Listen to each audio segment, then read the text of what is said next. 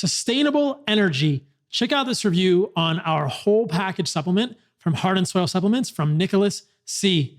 Your product, whole package, has been amazing for me. It's a comforting supplement full of nutrients and vitamins that, unless you're living off a ranch, you probably aren't getting. I haven't seen any testicles on the local aisles in my grocery store. I would venture to say that you haven't either. The supplement has given me a sustainable energy that I haven't felt in a long time. I have a job that requires me to maintain a high degree of physical fitness, and my early morning workouts can be a grind most days. Whole package allows me to dig deeper and tap into strength and energy that I need to push through the week and crush my days. My recovery has improved, my sleep is deep and restful, and I don't have highs and lows of energy, just sustained. Needless to say, I love it. I'm so stoked that Nicholas is loving whole package. This one has desiccated testicle, desiccated liver, and desiccated blood in it, and the reviews are amazing. Check out whole package from Heart & Soil today. We are here to help you reclaim your birthright to optimal health, and this is one of my favorite supplements. It's definitely one of our best sellers at Heart & Soil because so many men and women are finding the benefits of getting testicles in their diet, desiccated or fresh, but desiccated is way easier. So check us out, heartandsoil.co. Grab some whole package and start crushing it even more in your life. This week on the podcast, I wanted to do an Ask Me Anything. So many of you guys have asked so many good questions in the past. This week, I will address things like, what about the Randle Cycle, Paul? What about the Hadza teeth? Am I just addressing those people who are metabolically healthy? How should you eat for pregnancy? What about breastfeeding? What about kids? What about deer liver? Is it okay to eat deer liver? What about avocado oil? I show a new study with this one. What about the recent study that came out showing that food worsens non-alcoholic fatty liver disease? I address all of these in today's AMA podcast. It seems like you guys like these. They're super fun to do because I get to talk about all different stuff and throw out lots of articles. So enjoy this Ask Me Anything podcast. If you guys have more questions for future AMAs, feel free to put them below. I definitely read the YouTube comments and have tried to answer some of the most common YouTube questions and confusions and concerns, or even questions from my DMs on Instagram. You guys can all follow me there. I also want to point out Animal Base 30, our free 30-day Animal Base challenge with Heart & Soil Supplements starts August the 1st. You can go to animalbase30.com to sign up. If you're seeing this after August the 1st, which most of you will probably are, then you can still go to Animal Base 30. You can sign up free all month. Join us. There's a free ebook, all kinds of resources, a Facebook group. We just want more people to benefit from eating an animal-based diet of organs, meat, fruit, honey, and raw dairy. Join us, join me, join Heart & Soil Supplements, animalbase30.com. On to today's podcast. So I wanted to start this week's AMA podcast with an article that a lot of people have been asking me about. It's an article from, I believe this group is in Iran, and I will show it on the screen. Title of the study is The Effect of a Fruit-Rich Diet on Liver Biomarkers, Insulin Resistance, and Lipid Profile in Patients with Non-Alcoholic Fatty Liver Disease, Randomized Controlled Trials. So you can imagine that if a lot of people have been sending this to me, the results raise an eyebrow. So if you read the results here, what they say is the results of the present study indicate that consumption of fruits more than 4 servings per day exacerbates steatosis, which is fat in the liver, dyslipidemia, glycemic control in NAFLD patients with non-alcoholic fatty liver disease. Fewer further studies are needed to identify the underlying mechanisms of the effect of fruits on NAFLD. So this got me thinking, this doesn't make a whole lot of sense to me.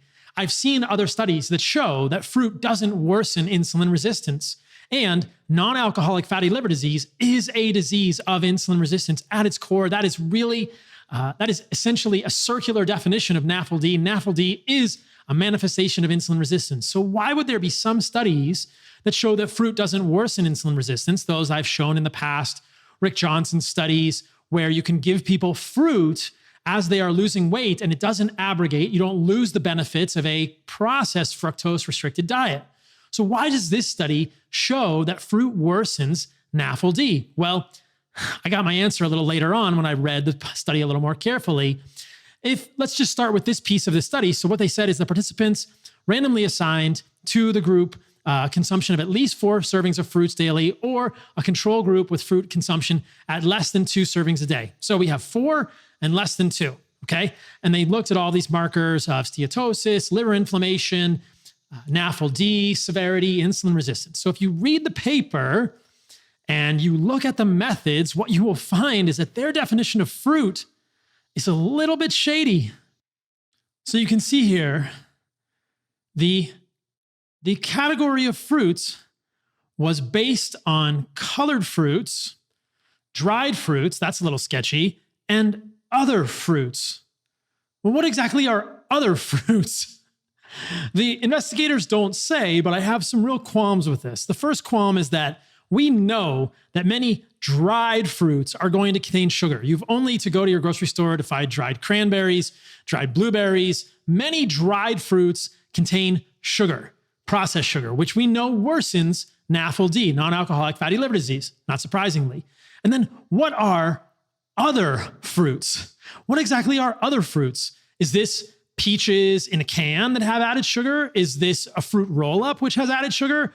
We don't even know what other fruits are. And to me, this makes it pretty darn suspect when we're looking at the results of this study. And it makes me wonder if we can really say that a banana, a mango, a papaya, a pineapple are going to worsen NAFLD in humans. We can't say that until we have further studies and until we really know what these other fruits are. And we should have excluded dried fruits that have added processed sugar. This to me is really frustrating. This is the problem with most nutritional research, that unless you read between the lines, you will not fully understand the study, and details matter. The devil is truly in the details. And disappointingly, there are a few people in the keto community who are using this study as evidence and holding it up to say, see, fruit isn't good for NAFLD, fruit isn't good for humans, fruit worsens non-alcoholic fatty liver disease. We know that many humans do in fact have some degree of insulin resistance. Many humans probably have some degree of non-alcoholic fatty liver disease, and they're holding this up saying fruit isn't good for humans. See, you should be keto. If you listen to the last couple of podcasts I've done, you know that I'm not a fan of ketogenic diets. In those podcasts, I enumerated in detail why I think a ketogenic diet is harmful to humans and why I think including carbohydrates in the form of fruit and honey, which both have many positive benefits, which I have shared in the past, in your diet will help you. So I think it's a little irresponsible when people in the nutrition community use headlines like this without getting really into the details of what is being done. And that's why I'm trying to do this, to help you guys understand that definition of fruit is a little bit shady, in my opinion. In fact, it's a lot shady, in my opinion. And I think what's probably happening there is that the people that are eating 4 servings of fruit a day, are they getting fruit in cans? Are they getting fruit that's added sugar? Are they getting a little peach cup with added sugar in it? Are they getting dried fruits like cranberries or other things with added sugar? All of those are possible. And we know that processed sugar worsens NAFLD. But again, the take-home message here is if you look at the medical literature, and I've talked about this many times in the past in my podcast, there's a real discordance, there's a real divergence between the way that fruit and honey, that is sugar, quote unquote, in the food matrix affects human physiology and the way that processed sugar affects human physiology. So wanted to really break down that study in detail and say, I'm not so sure about this, and I'm a little bit bummed that people in the keto community are using it to say that fruit worsens NAFLD without being totally upfront and authentic about what definition of fruit truly is in that study. Since we're on the topic of misinterpretation of studies, I will go to some of the questions. This is in fact an AMA podcast, and one of the questions I received was about olive oil. So I will read you the question, and then I will show you guys the answer to that question. So this is a question from Clive, and Clive asks, I believe in your podcasts you recommend not eating olive oil. This is true, Clive, and I will talk about why in a moment. He says he listens to a podcast with Dr. Gundry in which a study was done using Winstar rats, which have a short lifespan, and the Winstar rats were given olive oil, and the olive oil prolonged the life. So Clive asks, does it not make sense to add olive oil to your diet for health and longevity? So I find the link to the podcast he's talking about with Dr. Gundry, who I've had on the podcast in the past and debated in a friendly manner. And there's no studies referenced in the podcast that I can see. So I find the study that they're referring to, and I'll show it on the screen. Lo and behold, the details of the study matter a whole heck of a lot. So you can see here with this study, the title is Dietary Extra Virgin Olive Oil, Rich in Phenolic Antioxidants and the Aging Process, Long-Term Effects in the Rat. Well, when you look at what's done in these type of studies in detail, things become a little more clear. So the male rats were fed from age 12 months to senescence, which is death, essentially, a high-calorie diet. So they're already high-calorie feeding the rats, and that diet contained either corn oil or extra virgin olive oil, low or high in phenols?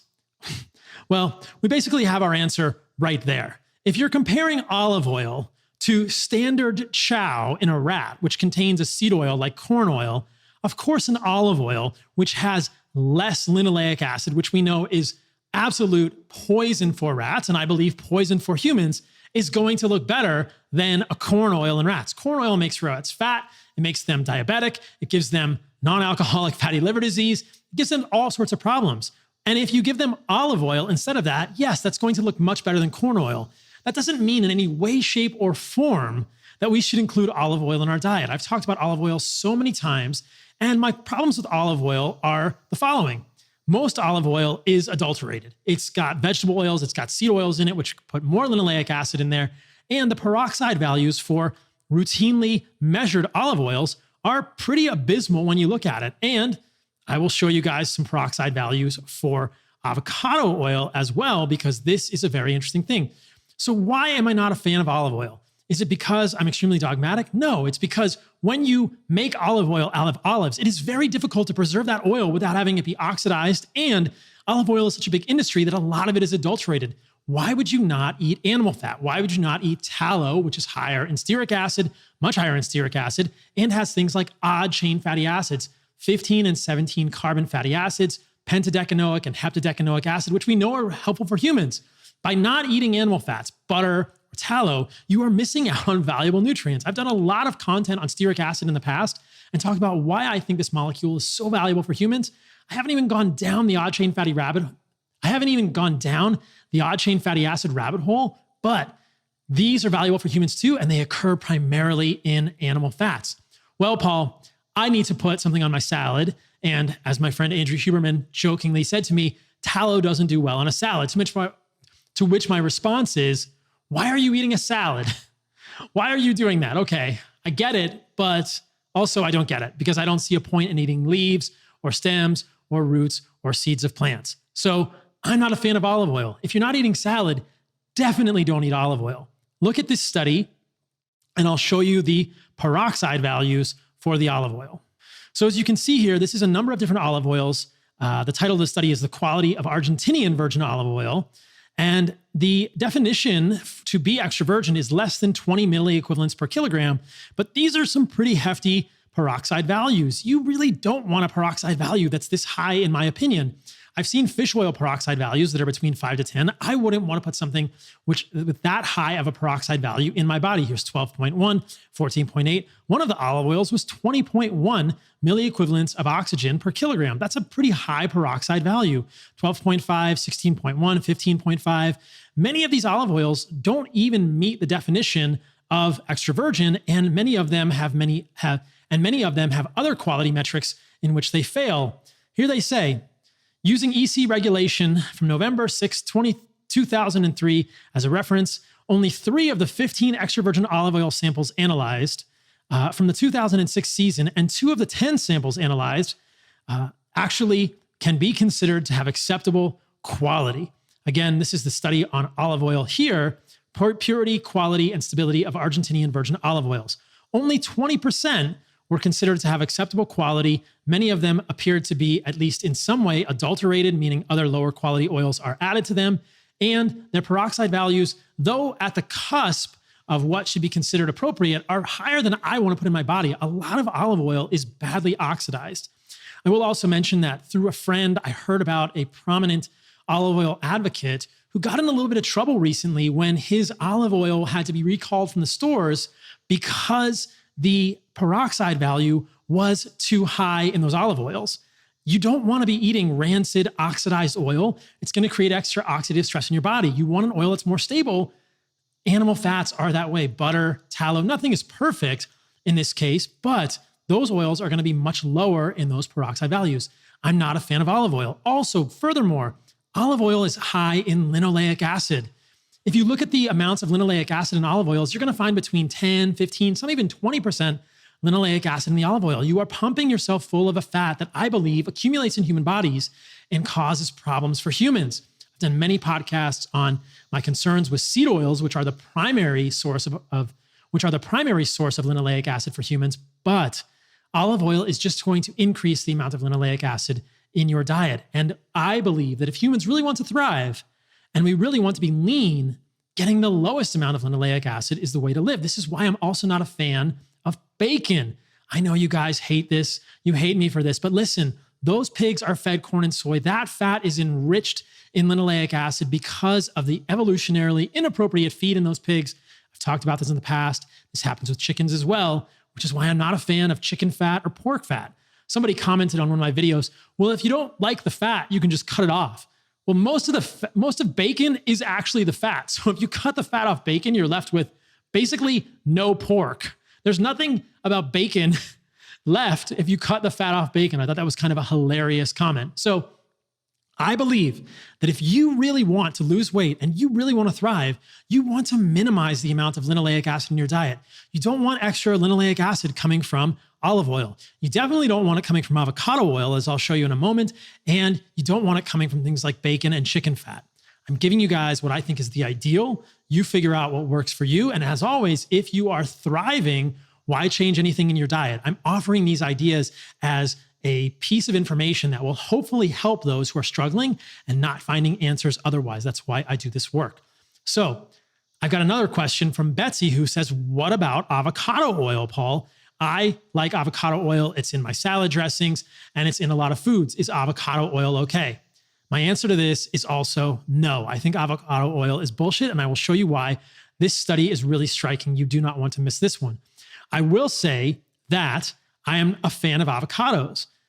Avocados are a fruit. They're fine to have in your diet. They're a good source of boron. They're a good source of folate. They've got some riboflavin in there. Avocados are healthy. I would not eat avocados at the exclusion of animal fats, but if you want to have avocado in your diet, that's fine. I think that's going to be great for you. Avocado oil is a completely different story.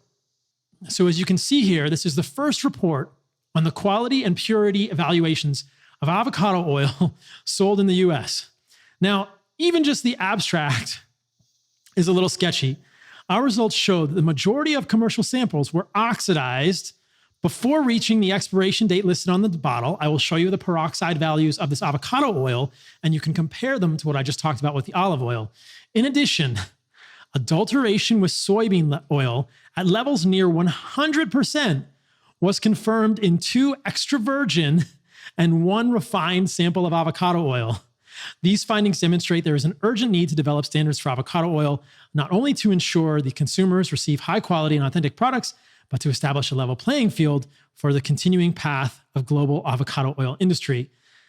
That doesn't sound very good, guys. If you look at the study, then you will see that these are pretty bad. So they looked at 22 samples collected from 6 grocery stores and 2 online sources.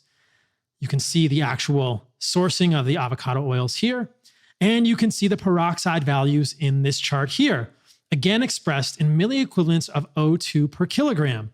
Now, compare these to the peroxide values I just showed you guys for the olive oil. What you'll find is that the peroxide values for avocado oil in general are lower, but they do range from about 17 to the lowest is probably 2 or 3 milliequivalents per kilogram. And probably just visually, I would say that the average here is probably something like 6 milliequivalents per kilogram. But there's an interesting note here that this author, Wolf et al. From 2009, proposed 0.5 milliequivalents of O2 per kilogram to be the upper limit for peroxide value in refined olive oils, and the standards proposed by Mexico for Codex cap the acceptable PV at 2 milliequivalents of O2 per kilogram for the peroxide value. So only 3 of the 22 oils met those limits. And I would say that's probably a reasonable limit also for olive oils. I don't think any of the olive oils that I showed you guys in that paper from Argentinian olive oils actually had less than 2 milliequivalents of O2 per kilogram.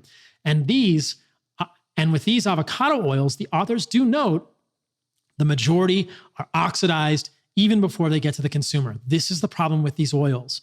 We should not be refining oils out of avocado. We should not be refining oils out of olives unless we are drinking it immediately. And why would you do that? Why would you not just eat the olive, which actually tastes pretty horrible and tannic if you've ever had these, without brining them, although a brined olive is good. And why would you not just eat the avocado? Why would you use avocado oil?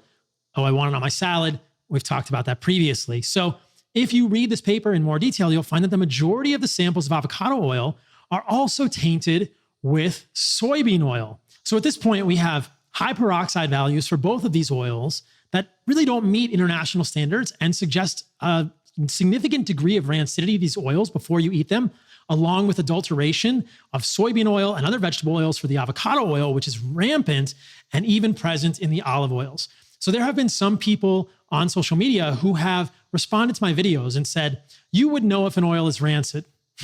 You wouldn't know if an oil is rancid at all. And the peroxide values show it here. I bet if we gave that olive oil with 20.1 milliequivalents of O2 per kilogram as the peroxide value to people, they wouldn't know that it's rancid. They might think it has more of a buzz or more of a tingle on the tongue, but I don't think you would even understand.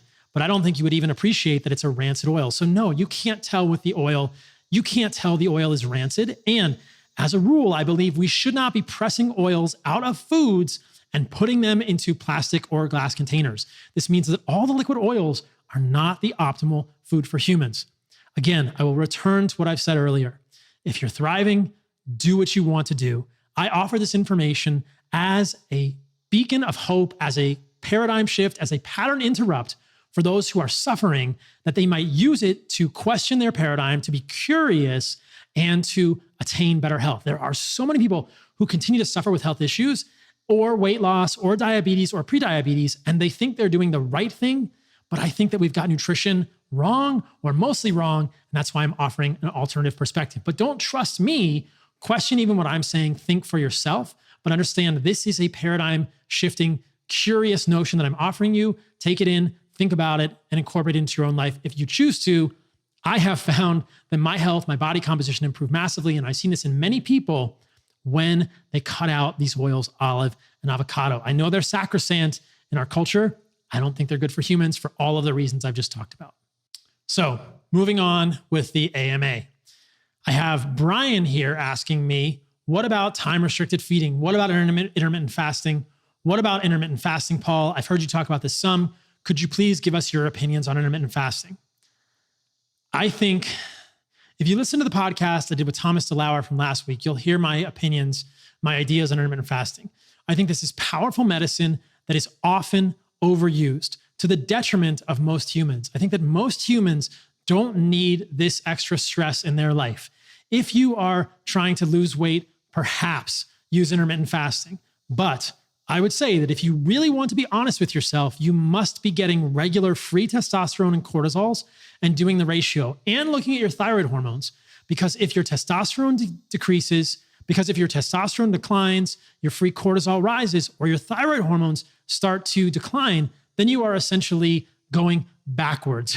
You want all of those things to be optimal as you are losing weight.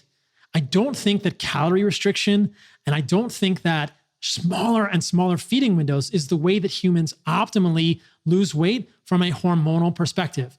You could consider this study, which I have shown in the past, the effects of 8 weeks of time-restricted feeding on basal metabolism, maximum strength composition, inflammation, and cardiovascular risk factors in resistance-trained males. This is a 16-8 time-restricted feeding window. It's actually pretty hard to do your feeding within 8 hours from your first bite to your last bite.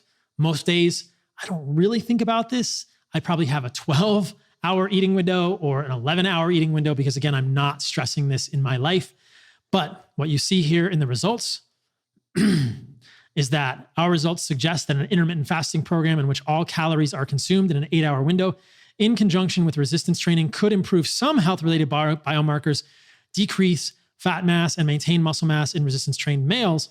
But if you look at the results in more detail, you find that testosterone and insulin-like growth factor IGF-1 decreased significantly in time-restricted feeding with no changes in the control group. Adiponectin increased in the time-restricted feeding while the total leptin decreased, although not when adjusted for the fat mass. Triiodothyronine, which is T3, decreased in the time-restricted feeding group, but no changes were detected in TSH, total cholesterol, HDL, LDL, or triglycerides. Resting energy expenditure was unchanged, but a significant decrease in the respiratory ratio was observed in the TRF group, probably because they were shifting more toward fat metabolism and the RQ was changing. But the changes in the testosterone and the IGF-1 are what concern me, along with the T3.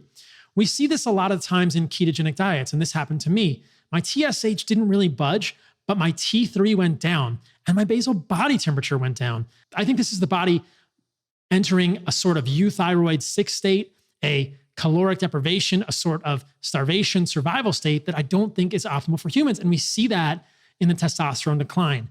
I think there are better ways for humans to lose weight than overusing intermittent fasting. And again, this is 16-8, which is hard to do, but certainly not the worst or most stringent level of intermittent fasting that people do. And this is for 8 weeks in resistance trained males. I wouldn't want to see a decline in my testosterone with a TRF, with a time restricted feeding pattern of 16-8.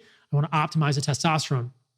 If you guys have questions about what my labs are, what my testosterone is, what my IGF-1 is, you can look back a couple of weeks. I did a recent blood work review from my July 2022 blood work. It's all in there. My testosterone was 700, I believe. My SHBG was high 60s. And my IGF-1, I believe, was 112 with a Z-score of -0.5, which means I am 1/2 of a standard deviation below the average for humans in this country, for Americans, whatever. So basically, with a ton of meat in my diet, a ton of organs in my diet, both fresh and desiccated from heart and soil, and a lot of fruit and honey, my IGF-1 is below the mean. It's below the average. And I've challenged people. I'd like to see what some other pundits of fasting and time-restricted feeding or ketogenic diets, I'd like to see what their IGF-1s are. I bet mine is in the same ballpark or even lower. We'll see if they show up and show me what their IGF-1 levels are. I think that IGF-1 is ultimately linked to your insulin sensitivity. And as you'll see in my blood work, I remain extremely insulin sensitive with a fasting insulin of 2.4 in this state of lots of meat, lots of organs, and lots of fruit and honey, over 200 grams of carbohydrates a day. Want to let you guys know about the Animal-Based 30 Challenge we are doing at Heart and Soil in August.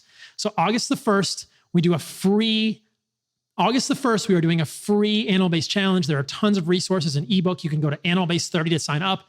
Join us for this. If you believe or you are curious about an animal-based diet of organs, meat, fruit, honey, and raw dairy, this is the diet that I believe is most optimal for humans and evolutionarily appropriate. Join us. There will be so many resources, a Facebook group. You will be able to start this diet with thousands of people. There's more than 12,000 people already signed up. Join us August the 1st for Animal-Based 30 through Heart and Soil. It's amazing. Just go look at the website, animalbased30.com.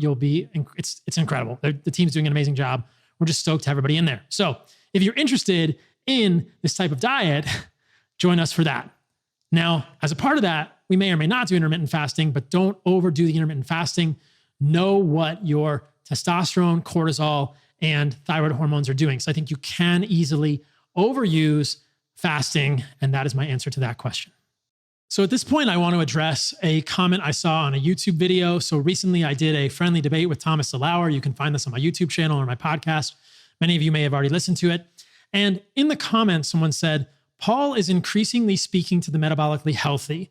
What about the rest of us who are obese or metabolically unwell? Here is Paul saying, eat honey, eat fruit, and don't worry about blood sugar spikes. How can he do this? My response is, because those things are not the problem. I'm still speaking to you, even if you are metabolically unwell, even if you are obese and you want to lose weight. I think it is reasonable to include fruit, to include honey in your diet.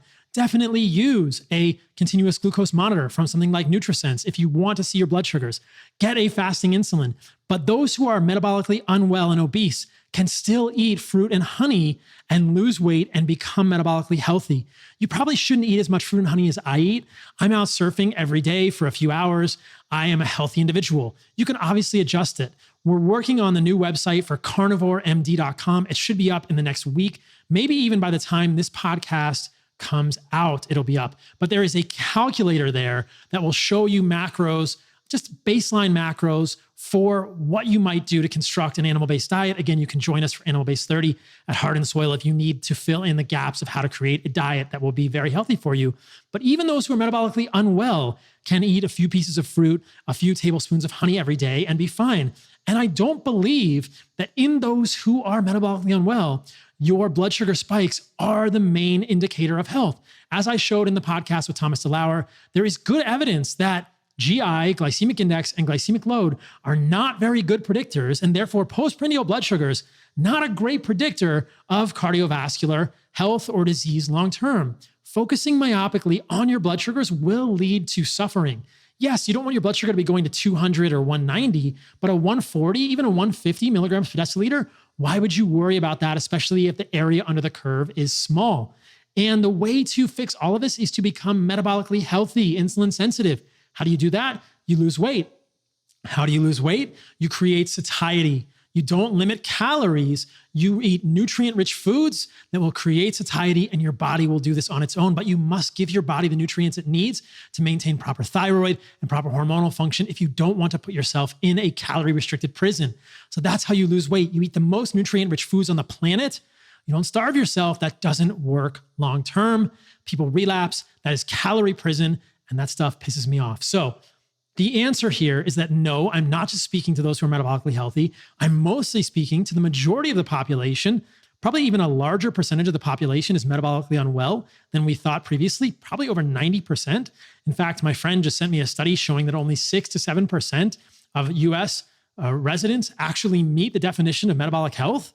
So we're now looking at 93% of the population is metabolically unwell. So I'm speaking to the majority of you who are metabolically unwell and saying the way to get healthy is not to restrict calories. It's not to restrict carbohydrates. It's to eat higher quality food, which will increase satiety. I think that is organs, either fresh or desiccated, meat, fruit, honey, and raw dairy. You can adjust the amount of fruit and honey that you have in your diet based on your goals, but completely eliminating it is not necessary because you want to support your hormones and your thyroid as you're losing weight. Don't put yourself in calorie-restricted prison, my friends. There was also another comment on that YouTube video saying, ever since Paul got back from Africa with the Hadza, he's been on this carbohydrate kick. This is partially true. Even before I went to Africa, I appreciated the benefits of carbohydrates for me. And this person went on to say, but the Hadza had bad teeth. How can Paul recommend honey? I've talked about this on multiple podcasts in the past. All I will say is that if you look at Africa, there is a lot of fluorosis. There's a lot of fluoride in the foods these Hadza are given by the missionaries. So they are mostly hunter-gatherers, but they are given cornmeal, they are given wheat meal, which is often contaminated or ground or used or has fluoride added to it. I don't know why they do this. Also, the drinking water in Tanzania is contaminated with fluoride. You would see people in all of the cities who had big stains on their teeth, which is fluorosis. It is not related to their diet. And there's many studies that suggest that it's also the smoking, both marijuana and tobacco of the men versus the women that can contribute to this poor dental health, or at least the stains on their teeth.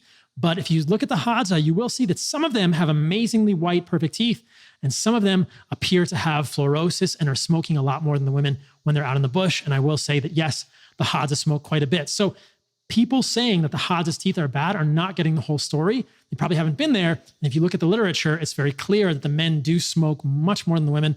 I don't think I saw the women smoke ever when I was there, but I saw the men smoke consistently. And that is unfortunate. The women had fantastic teeth, and both the men and the women will eat berries and honey. And unfortunately, there is a lot of fluorosis in the foods that these people are sometimes given by the missionaries, and that can make the teeth very bad and brown stained all over the place. So that is the answer to the Hadza teeth question. So the next question I want to address is on the Randle cycle. And this is essentially a question from Caitlin. She says, Paul, I've been hearing a lot about the Randle cycle. I don't fully understand the biochemistry. Does the Randle cycle mean that we shouldn't eat carbohydrates and fat together? Is this going to make me fat if I do this? How should I navigate eating fruit on my animal-based diet? So I think there's a lot of people in the dogmatic carnivore community chirping about Randle cycle, when I am talking about including fruit on my animal-based diet. But if you really look at the biochemistry underlying the Randle cycle, this doesn't make a whole lot of sense. So let's just start with what the Randle cycle is. It's essentially substrate level competition that prefers to use the fuel that is already being used in human biochemistry. So this means that when you are doing glucose metabolism, which most of us are doing if we are eating any carbohydrates at a meal, the breakdown products of the Krebs cycle, including malonyl-CoA from glucose metabolism, inhibit carnitine palmitoyl transferase. This is part of the system that shuttles fatty acids toward beta oxidation in the mitochondria. Similarly, and conversely, high concentrations of acetyl-CoA and citrate from beta oxidation, which is fatty acid oxidation, inhibit the pyruvate dehydrogenase complex that shuttles glucose metabolites toward the Krebs cycle in our biochemistry. This is the preference for using the fuel that is already in use. So, what are we talking about here? We're basically talking about the fact that if you are metabolizing glucose, then you're not going to be in ketosis and doing beta oxidation. These are not mutually exclusive. And you can do beta oxidation, you can use fatty acids when you are not necessarily in ketosis. But if you listen to the podcast I did with Thomas DeLauer, you know that when you are in ketosis, when you are using beta oxidation, when you are shuttling fatty acids, non-esterified fatty acids, which are in your blood, through the mitochondria, through carnitine palmitoyl transferase, through beta oxidation, you are in ketosis a lot of the time. And that process is going to create physiologic insulin resistance at the level of the muscle, so you're refusing glucose. So basically, if you're in ketosis, if you don't have carbohydrates, your body is going to spare glucose for the tissues that really need it, the brain, the testicles, the adrenals. And if you have glucose in the environment, as I've said on previous podcasts, this is really a signal of abundance for humans, and the body's not going to burn fatty acids in the sense of it's not going to make non-esterified fatty acids from the fat tissue. It's not going to increase non-esterified fatty acids in the blood. It's not going to create physiologic peripheral insulin resistance in that state of ketosis because it can use glucose. Now, your body goes back and forth with these throughout the day to differing degrees. We must be doing some level of beta oxidation throughout the day. It's not an on or off switch, but these processes are in competition to some degree, which is normal human biochemistry. I think most of the time, you don't want to be in ketosis. You want your muscles to be insulin sensitive. You want the glucose disposal. You want the glucose disposal to be happening at the level of your muscles. As you know, if you've listened to my podcast on ketosis, why I'm not a fan, the recent one with Thomas DeLauer, when you are in ketosis, your fasting blood sugar will be higher because you are physiologically insulin resistant. Your non-esterified fatty acids in the blood will be higher. If you listen to my blood work podcast, you know that my non-esterified fatty acids are very low right now, 0.12, because I am including carbohydrates in my diet. When I was on a ketogenic diet, my non-esterified fatty acids were much higher, 0.6. This is physiologic insulin resistance. This is essentially what the Randle cycle is talking about. But I think this gets conflated and misunderstood a lot in these, dare I say, dogmatic, ketogenic, dogmatic carnivore communities to say that you will get fat if you eat fruit and animal fat together. And I am living proof of that as I am ballooning and getting super fat. This is obviously a joke. So what we can see very clearly from thousands of people who are eating an animal-based diet, we hope that thousands more will join us for Animal-Based 30 at Heart and Soil, that when you eat an animal-based diet, a lot of people lose weight. Most people are going to lose weight. They're going to become more jacked. They're going to become more lean. So clearly eating fruit and animal fat together doesn't make you fat. That's not what the Randle cycle is really saying. It's not saying that if I eat a steak with some fat along with fruit, that fat is going to get stuck on my body and I'm going to become fat. Yes, my body may preference burning the glucose during that meal, but later on, overnight, I'm easily going to go into a fat burning mode. I'm easily going to moderate my fat stores because I am an insulin sensitive, metabolically healthy individual. I think that many people who are thinking about this and worried about the Randle cycle in terms of the actual eating of carbohydrates and fat together, haven't read probably the original paper by PJ Randle, which I'll show here on the screen. The title is The Glucose Fatty Acid Cycle, Its Role in Insulin Sensitivity and the Metabolic Disturbances of Diabetes Mellitus. And if you read this, he says, we now wish to summarize evidence which appears to show that the high plasma concentrations of NEFA, which are non-esterified fatty acids, in parentheses, or the underlying breakdown of glycerides, of which it is a symptom, stands in a causal relationship to these abnormalities of carbohydrate metabolism. These abnormalities of carbohydrate metabolism being the things I mentioned earlier, that these products of beta oxidation, specifically citrate and acetyl-CoA, do serve to inhibit pyruvate dehydrogenase. And they go on to say, And we suggest that this is a distinct biochemical syndrome, which could appropriately be called the fatty acid syndrome. We wish to propose further that there are interactions between glucose and fatty acid metabolism in muscle and adipose tissue, which take the form of a cycle, the glucose fatty acid cycle, and which are fundamental to the control of glucose and fatty acid concentrations in the blood and of insulin sensitivity. You can see here that they detail this glucose fatty acid cycle, including fatty acid acyl-CoA, glucose going to L-glycerol 3-phosphate, triglycerides, glycerol, and fatty acids. But the take-home message in this paper and in the actual understanding of this human biochemistry is that the products of human fatty acid metabolism are going to favor the continuation of fatty acid metabolism. Well, that sounds great. We should all be in ketosis all the time. We'll burn all of our fat, except we won't, and we'll get electrolyte problems, testosterone issues, all the things I've talked about in the past. There's a balance here. It is okay to eat carbohydrates from fruit with your fat. This doesn't mean that you will get fat. I'm clearly not a fat individual. I'm very lean. If you've seen any of my Instagram or other social media where I frequently have my shirt off because I'm often surfing or just in Costa Rica because I'm in a warm place. But this isn't the way it ends up being in human biochemistry. This is a misunderstanding of the Randle cycle. The Randle cycle is talking about the reasons we become physiologically insulin resistant when you avoid carbohydrates, and the fact that when you add back carbohydrates, that process will then damp down fatty acid metabolism. That's normal human biochemistry. We favor glucose in our metabolism. That's fine. You won't get fat. So hopefully that's an explanation of you guys of the Randle cycle, why I don't fear it. I think this has been widely misunderstood, widely misinterpreted, and all of the chirping in the community just needs to stop because they don't understand what they're talking about. And there's thousands of cases of living proof of that in humans today. The next question I want to go to is from Nick. He says, I'm an avid outdoorsman and health-conscious individual. I've begun reading Paul's book and have been listening to countless fundamental health podcasts. I fully embrace the animal-based diet. I'm loving it. Thank you. My wife and I have been purchasing grass-fed beef liver for consumption and heart and soil supplements. But with hunting season underway, we were excited to make the switch to deer liver. A recent article from the New Hampshire Fish and Game website is telling us otherwise, stating that humans should not consume deer liver due to studies that showed elevated levels of cadmium and PFAs. PFAs are perfluoroalkylated compounds. I've spoken about this in the past. I'll explain what they are in a moment. I wanted to get your thoughts on this and your thoughts on eating venison liver versus beef in general. I have attached a link to the article. I look forward to hearing from you. So this is the New Hampshire Fish and Game article that he's talking about.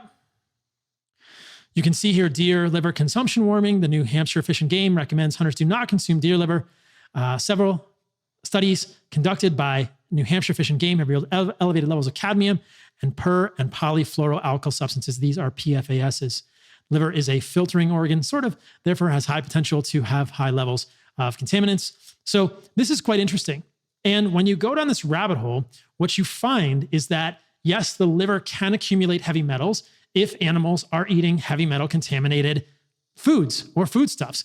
And unfortunately, in many of these highly populated or population adjacent areas like the Midwest, if you're hunting animals there, or the Northeast, if you're hunting animals there, there are sources of contamination these animals are getting into, which could lead to both PFAS exposure and heavy metal exposure. So this is a real problem because many people, myself included, enjoy hunting animals, and the animals you are hunting may not have the safest organs because we are living in a world in which so many of the quote unquote wild areas are bordered by population dense areas. And these animals, though they are wild, are not getting the most optimal foods for humans. Yet again, we run into a problem where we must grapple with the question, what are the least toxic, least polluted foods for humans? If you guys have seen the previous podcasts that I have done on this topic, you know that I'm not a fan of fish because of microplastics, because of PFASs, and because of heavy metals. The PFASs do accumulate in fish as well. And you know that I'm not a fan of chicken. I'm not a fan of turkey. I'm not a fan of pork because of linoleic acid in the feed. So what do we eat as humans? Well, we have to be intentional. Some people would criticize my work and say, well, you're saying we can't eat anything, which is obviously not what I'm saying. I'm trying to navigate this for myself and to share the information with all of you. What are the least toxic sources of nutrition, of food for humans today? Because let's face it, with 7.4, 7.3 billion people on the planet, We are encroaching upon the grazing lands, upon the wilderness for the animals that will most deeply nourish us. So what do? The Hadza in Africa, who I spoke about earlier in this podcast, were also running into that problem, meaning that the Datoga and the Maasai were encroaching on their hunting lands and they could not hunt the big game that they were looking for.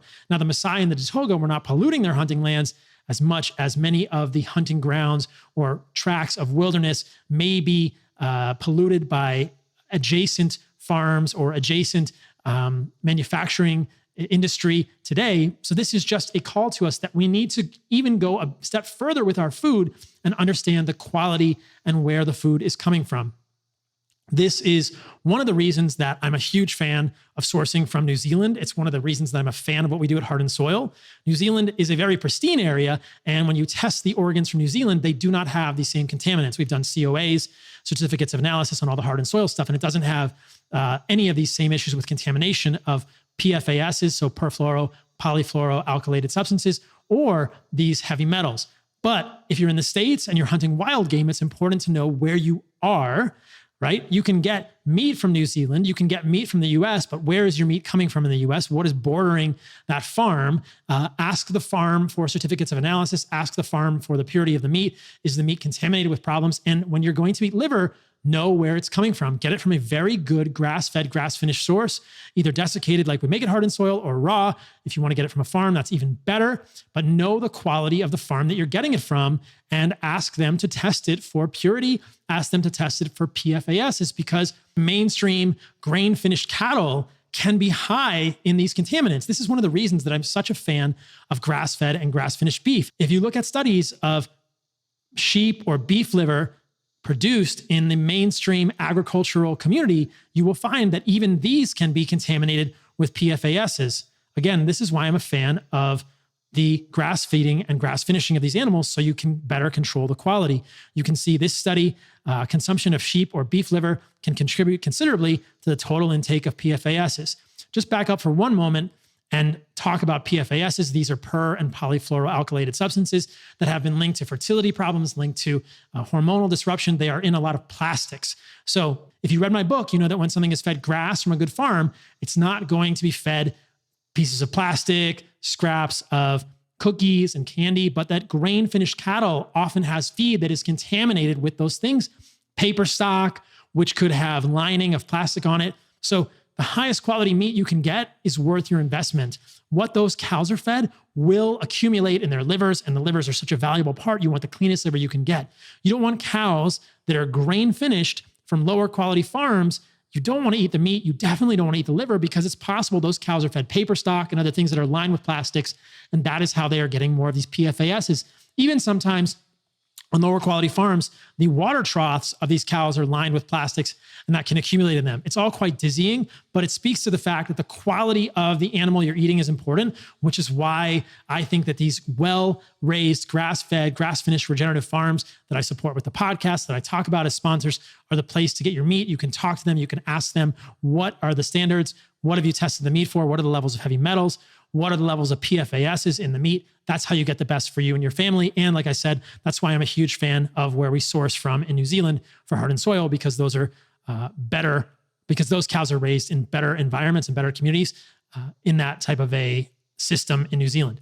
So I'll show one more article from Business Insider showing the same thing. The FDA found quote unquote forever chemicals in meat, seafood, chocolate cake sold in the grocery stores. Here's how worried you should be. Well, that meat is definitely going to be traditional, grain-fed, grain-finished meat. This is why I'm not a fan of this. There are those who would argue in favor of that meat, saying that the nutritional profile of grain-finished beef is the same as grass-fed beef. But what they are not being aware of, what they are not realizing, is that the toxin burden in that type of meat could be much higher. They could have more glyphosate, more PFASs, et cetera, et cetera. That's another reason that I'm not a fan of grain-finished beef. We know that grass feeding and grass finishing of beef is critical for the environment, for ecosystems, that regenerative agriculture is the future. Know where your meat comes from. This is the best investment you can make, in my opinion. Many people will say, I can't afford a steak every night, but listen, then eat ground beef, but get it from the best farm you can. If you look at this article from Business Insider, it just shows that they found this evidence of toxic chemicals. I've talked about seafood, chocolate cake. It's also in the lining of things like the coffee cups you get. It's in your dental floss if you're using Glide floss. It's in any of the plastic lined containers. I've talked about this at the Whole Foods salad bar and the hot bar. It's a big problem for humans. PFAS have been associated with cancer, liver damage, and developmental issue. The FDA said samples are not likely to be a human health concern, but I disagree with that. But the agency did find concerning levels of PFAS at a dairy farm in New Mexico. So again, this is a mainstream dairy farm. Sometimes you guys will ask me, what about raw milk? The raw milk you're going to get in your area is probably from a very small producer, and that is much less likely to be contaminated with PFAS than a large-scale dairy operation. This is one of the reasons that I'm not a huge fan of homogenized pasteurized milk. You don't know what the quality is, and increasingly as humans in 2022, if you really want to have optimal health, you really must take the next steps to understand the quality of the food you are eating. So they say scientists are still working to determine the source of PFAS in our food supply. I think it's pretty evident that these are coming from things like plastics and plastic-lined contaminants that are getting into the ocean, microplastics, that's why they're in fish. And then also, if they're being fed to cattle and livestock as a part of poor quality feed, that's going to increase the PFASs in the food chain. Now let's talk about chicken and pork. You guys may know that I've had conversations with my friend Anthony Gustin about chicken feed. It's very hard to find a good chicken feed. Hopefully we'll remedy that at some point in the future. But what are the chickens you're eating fed? Well, if they're fed regular chicken feed, we know that that chicken feed is probably containing seed oils. Does it contain pieces of plastic or scraps of paper? Is it low quality? What are the PFAS? What are the PFAS levels in that chicken feed? How much of that PFAS contamination is ending up in the eggs? It's all quite possible. So I say this not to make you afraid. I say this to empower you with knowledge. I believe that in the coming future, we will increasingly hear about PFASs. I think these are one of the greatest threats to our health. Seed oils, processed sugars, biggest first threats, but PFASs are the new BPAs. And even with BPAs, bisphenol A, there are now BPE and BPS and these other bisphenol compounds that are similarly endocrine disruptive. So these endocrine disruptors, these environmental contaminants, PFASs, bisphenol type compounds, these are the things we must go to great lengths to avoid as much as possible if we truly want to be healthy as humans. So this is a great question from Nick. While we are talking about raw milk, I wanted to share a study that I found really interesting. There are multiple studies like this in the literature. But as I was doing some research for content for Instagram, I came across a number of literature reviews and studies which are observational, and I'll talk about that in a moment, looking at raw milk. So you can see in this study, raw cow's milk and its protective effect on allergies and asthma. And they found that they present the current understanding of the protective effect of raw milk on allergies and asthma. There's a significant body of epidemiologic evidence that consumption of raw milk in childhood and adulthood in farm, but also non-farm populations can be one of the most protective factors against allergy and asthma. I think this probably has to do with the probiotic compounds found in raw milk. Certainly, when raw milk is not handled properly, it can be a source of food contamination.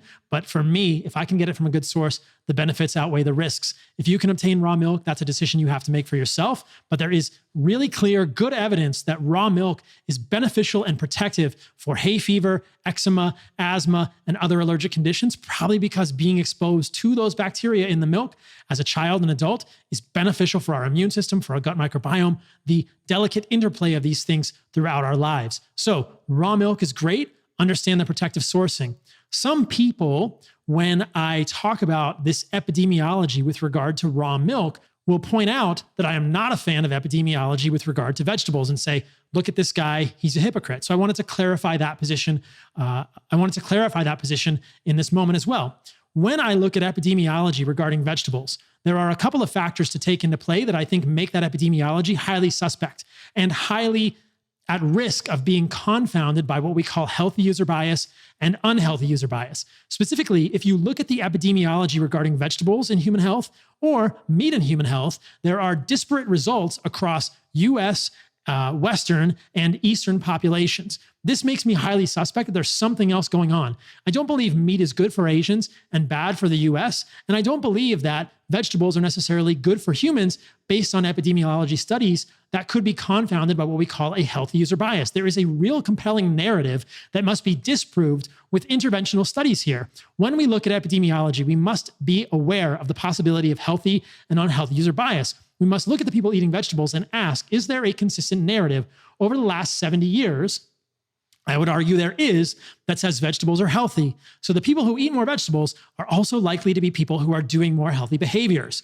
Could that be having an effect? Could that be making the vegetables look like they are beneficial to those people when in fact it is their healthy behaviors? Yes. And if you've listened to any of my content, you know there are many analyses of this epidemiology that shows exactly that.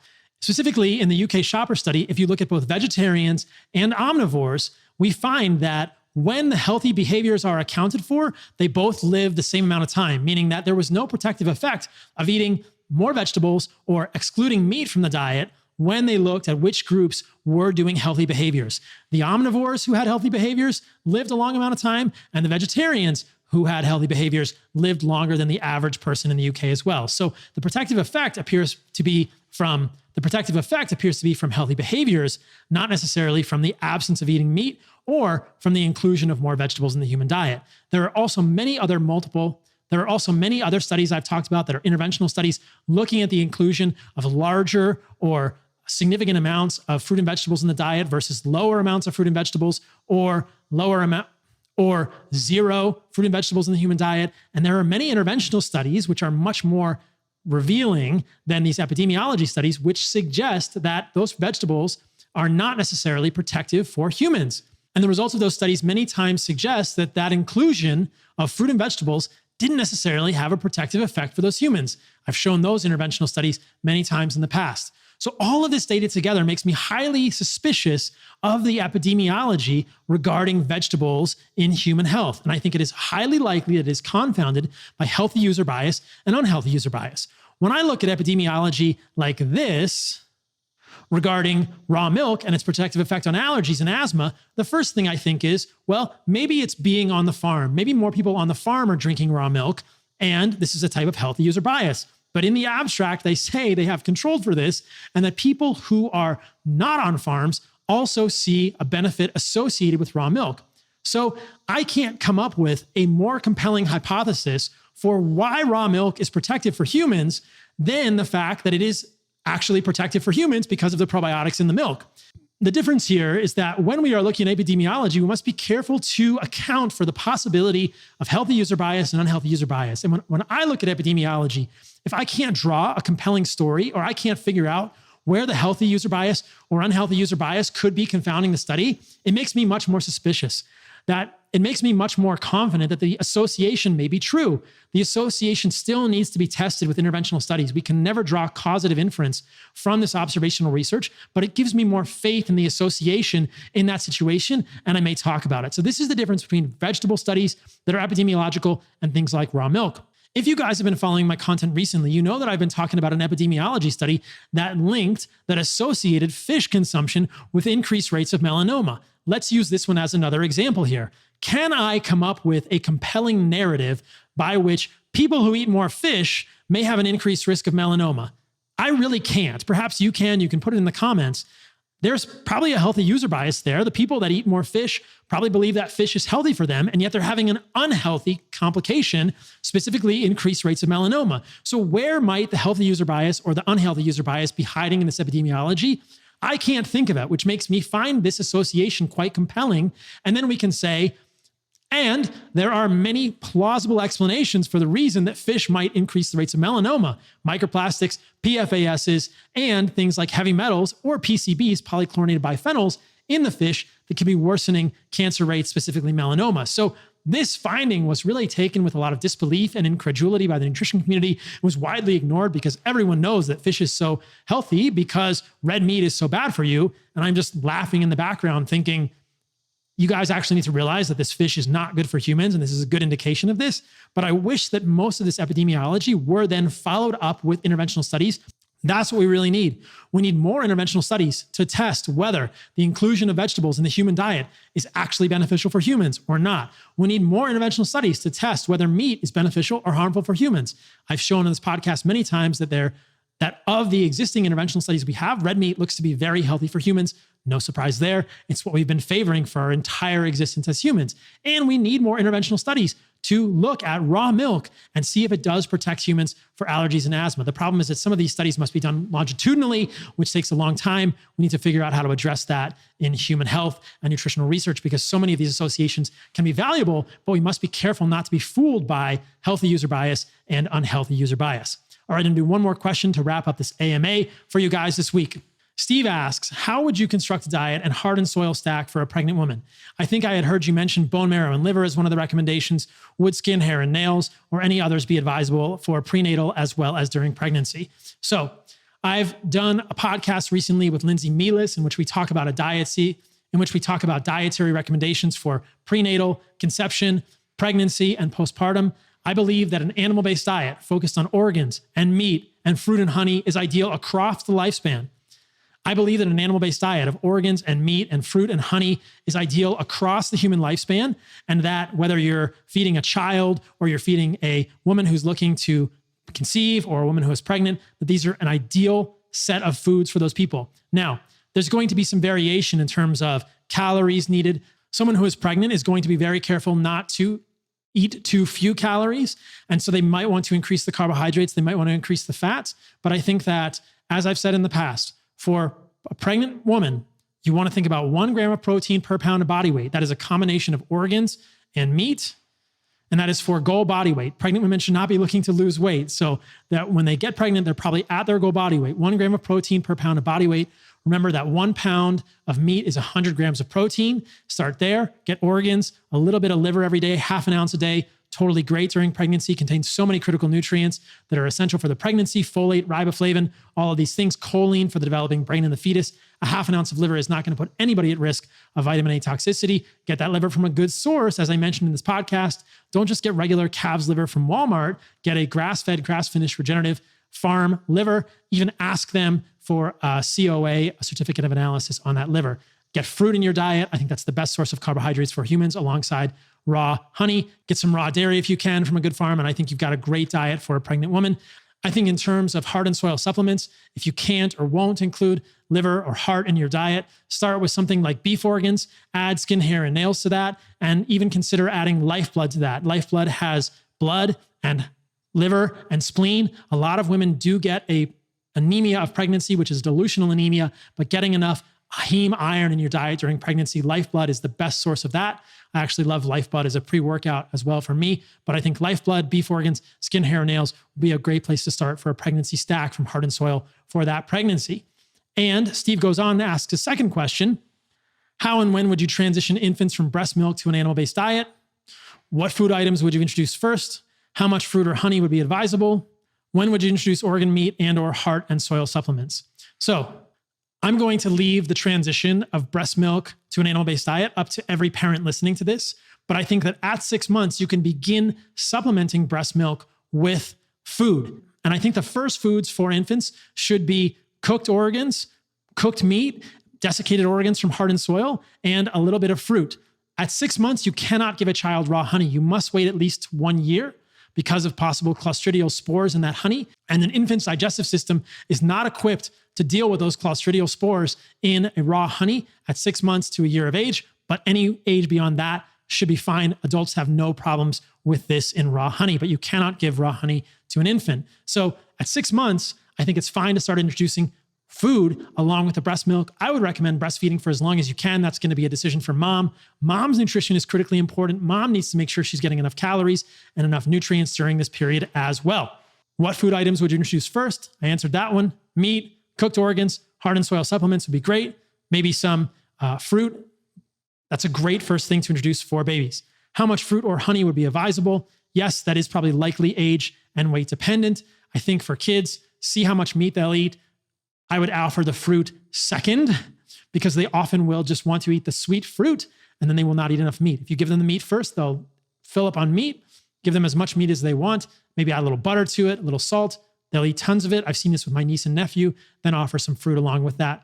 And I would introduce organ meats as cooked organ meats, either mixed into their burgers or something, or desiccated organs from hardened soil sprinkled on their food as early as you can. 6 months is fine, in my opinion.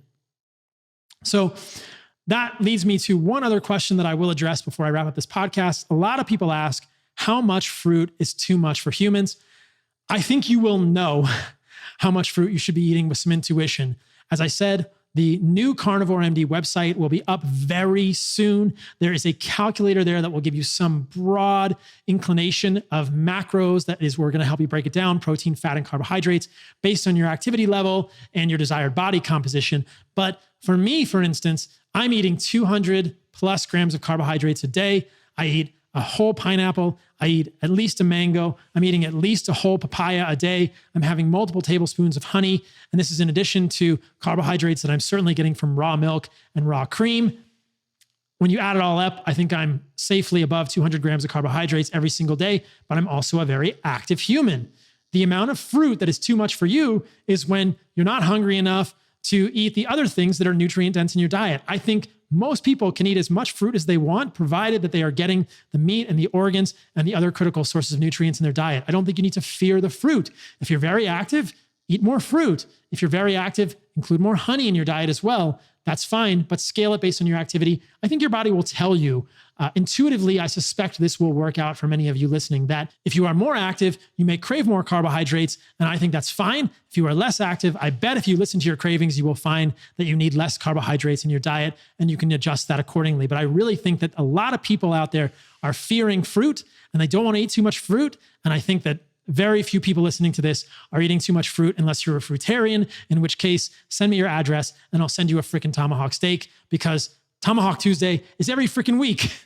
And you need to get meat and organs in your diet along with the fruit. One of my friends was walking on the beach with me recently, and he said, "Oh, so you're like a fruitarian now?" And I kind of looked at him and said, "Are you crazy? The majority of my food, the majority of my calories are coming from meat and organs, but I don't fear fruit or carbohydrates from things like honey because I'm super active." So, all right, guys, I hope that is helpful. I covered a lot of things in this podcast that have been asked very frequently, things like the Randle Cycle, things like Hadza teeth, things like avocado oil, things like metabolic health and who I'm talking to. I talked about PFAs in organs from contaminated sources.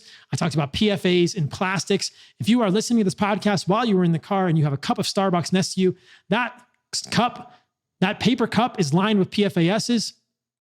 We got to address these guys. This is a growing storm. I think this is one of the major contributors to hormonal decline and hormonal disruption in this country. We are massively exposed to PFASs, and we cannot ignore this. So I covered a lot in this podcast. I hope it helps all of you. Join us for Animal Base 30 at animalbase30.com from Heart and Soil Supplements. We're super stoked. It's free. Go to animalbase30.com. You will see there's an amazing array of resources there, a free ebook, a community. We just want you guys to join us in understanding the power of an evolutionarily appropriate way of eating. It's not about supplements. It's not about any of that stuff. We want you to get organs, either fresh or desiccated, but we want you to be a part of the community because we love what we do. And we're so excited to see you guys thrive eating this way and to hear all of your stories. So with that, I'm signing off for this week. Look forward to next week. I'll see you guys then.